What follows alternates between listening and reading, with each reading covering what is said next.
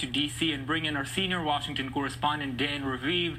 And Dan, as Owen now was just mentioning, ahead of the conference, there was some confusion over what the focus will be. There were concerns it would be an Iran-bashing conference, as we heard in that report from Bianca Zanini. But according to Owen, the message at the summit was equally confused. Pompeo, on the one hand, downplaying the focus on Iran, and Vice President Mike Pence saying Iran is planning a new Holocaust. What is the Trump administration's message on Tehran?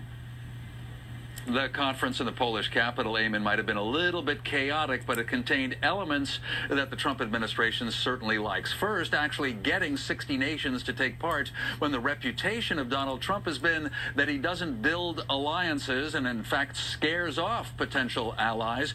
And so the United States is proud that the countries came together. They thought, perhaps, that it was going to be an Iran-bashing exercise. We don't know what was said behind closed doors, but in some of the open sessions, Saudi Arabia enjoyed bashing Iran, and clearly Vice President Pence liked that as well, and even said that the Europeans should also quit the Iran nuclear accord. As for Israeli-Palestinian peace, Jared Kushner and Jason Greenblatt, the two mediators, they went to Warsaw behind closed doors. They spoke a little bit about their eventual peace plan for the Israelis and Palestinians. Kushner is reported to have said that it won't come until after the Israeli election, April 9th.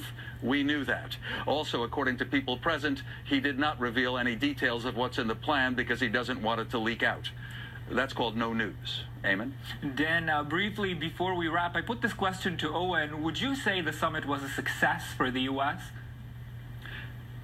Yeah, I would say it was, mainly because, again, all those countries came together, and they were standing against Iran, and Arab allies were still showing up. And also, the matter of the murder of the journalist Khashoggi didn't come up, and Saudi Arabia was there, close to the United States. Obviously great for Netanyahu, and Trump likes Netanyahu.